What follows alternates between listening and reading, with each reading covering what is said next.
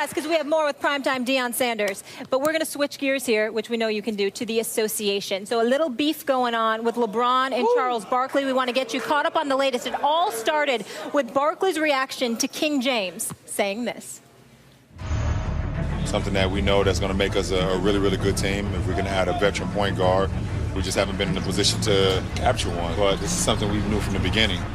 Does he want all the good players? He don't want to compete? He says he needs help. Listen, he's the best player in the world. He's got plenty of help. The Cleveland Cavaliers, they have given him everything he wanted. They have the highest payroll in NBA history.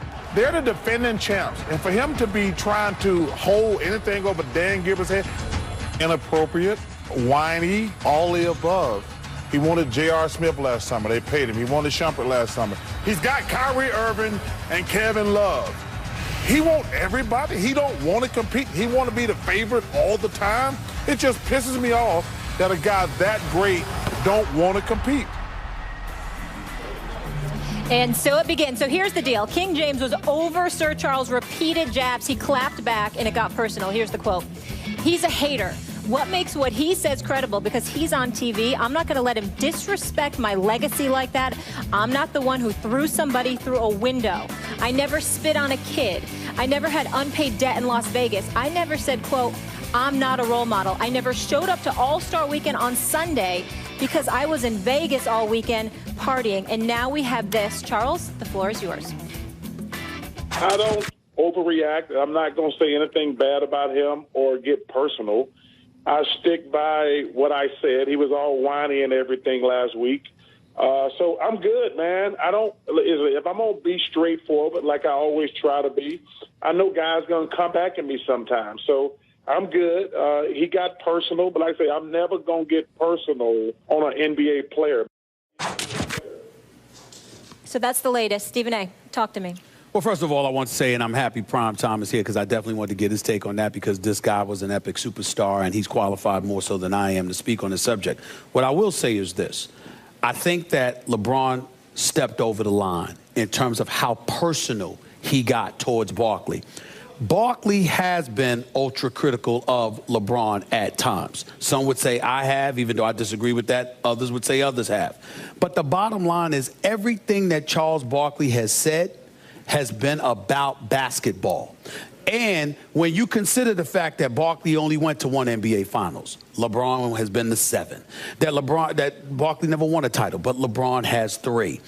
There is a multitude of things that LeBron James could have attacked Barkley on, strictly in regards to basketball. I consider LeBron James an incredible, lucky guy this morning because nobody's perfect. All of us have skeletons. Wow. And let me tell you something right now.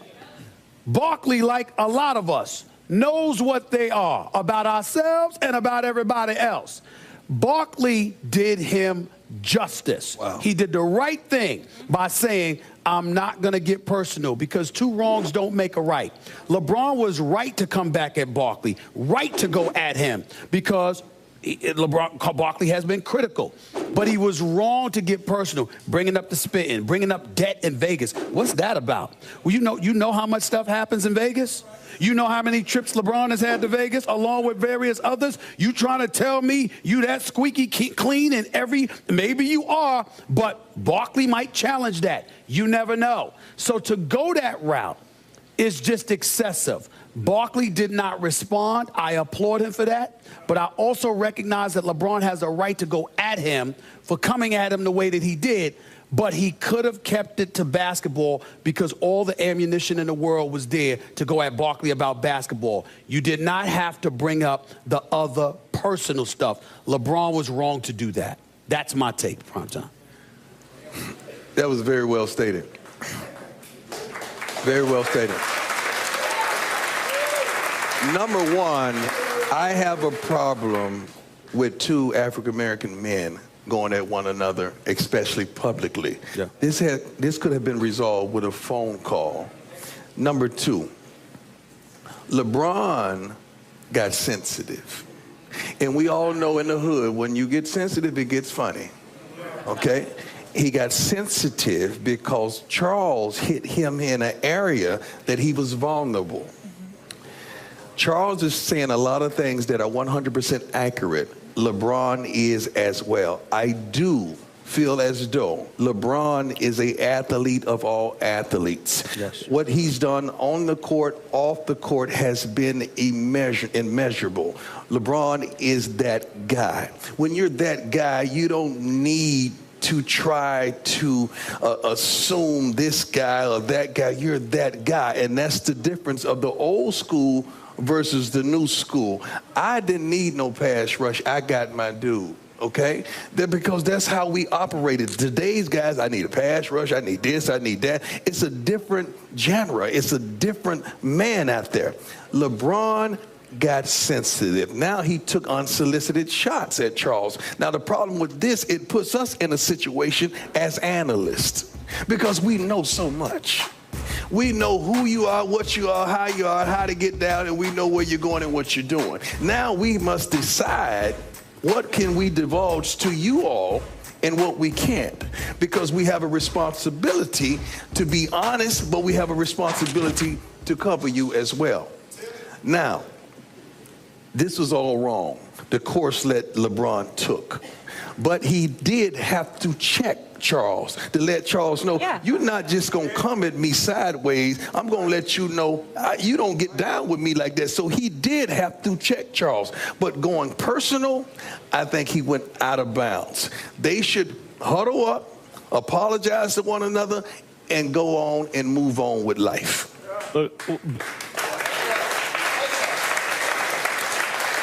I don't want to reiterate what you guys just said quickly. You're right, both right. LeBron didn't like the message, so he went after the messenger. That looks weak.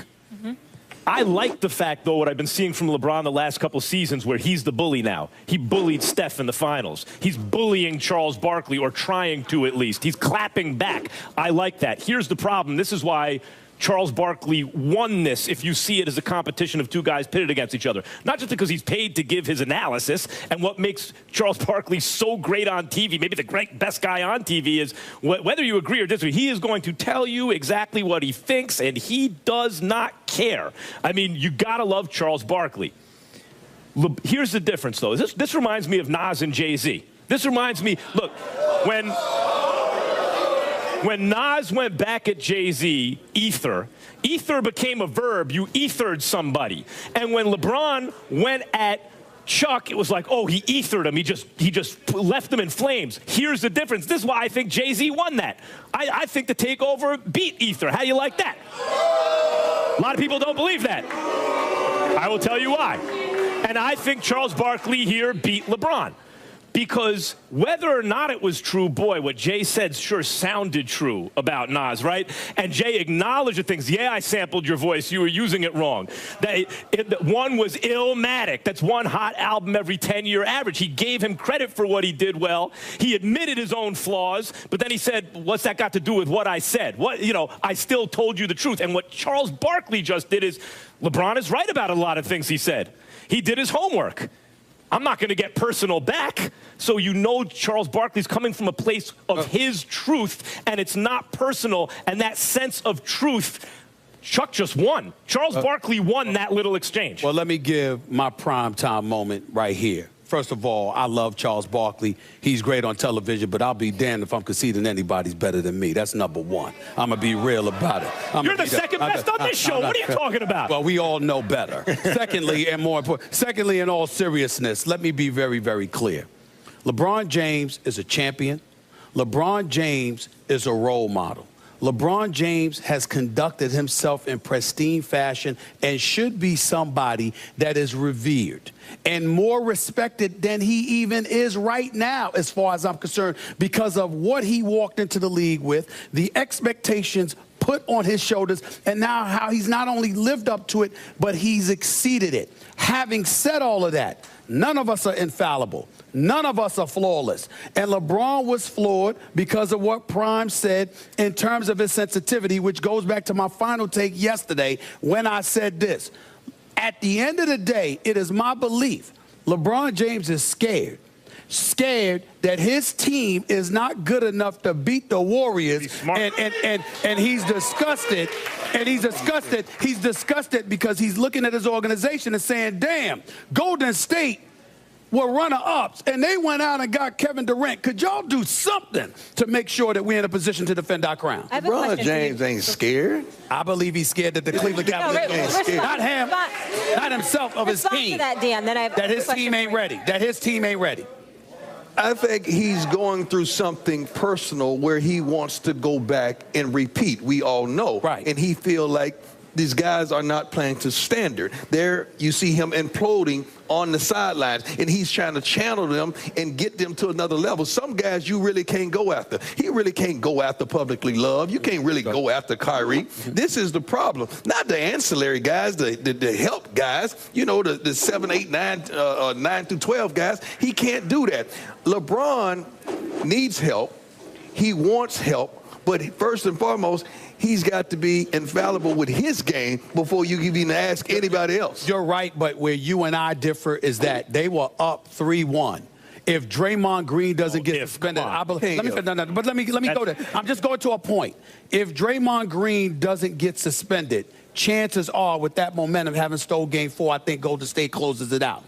If you follow that up by adding Kevin Durant in place of Andrew Bogut and Harrison Barnes, I think LeBron James with the high basketball IQ, he ain't scared as an individual. He knows he can handle his business. I think he's looking at the other parts around him as an organization. The problem with that is LeBron, his GM wasn't doing it for him. His owner wasn't doing it for him in Cleveland. So he went out and made the team himself. I don't hold that against him. He put together a team he thought could win a championship in Miami and then in Cleveland. But when you put together a super team in order to win a championship, don't cry because someone else does it better than you, and Golden State is more loaded than you. We got to go to break. That's legit. At the end of the day, as you mentioned, it would have been fair game to attack his game, but not his personal demons. That's right. That was below the belt, and I'm happy that Charles Barkley was above it and didn't delve into that foolishness. But we know how talented LeBron James is and what a class act he is, not his typical behavior. He's receiving the Jackie Robinson Sports Award tonight at a special presentation during the game, so hopefully LeBron's got to be thinking, what, I got to be perfect to avoid criticism? If you give LeBron Carmelo, you're going to be upset with him, right? What's that? If you give him Carmelo, you're going to be upset with him. Or why he had to get Carmelo? Why couldn't he do it on his own? Right. But Golden State could get who they want to get, but LeBron can't. I mean, LeBron gave himself Kyrie and Kevin Love. Rian will be back with us in just a bit. We have one of the greatest quarterbacks in NFL history, Dan Marino.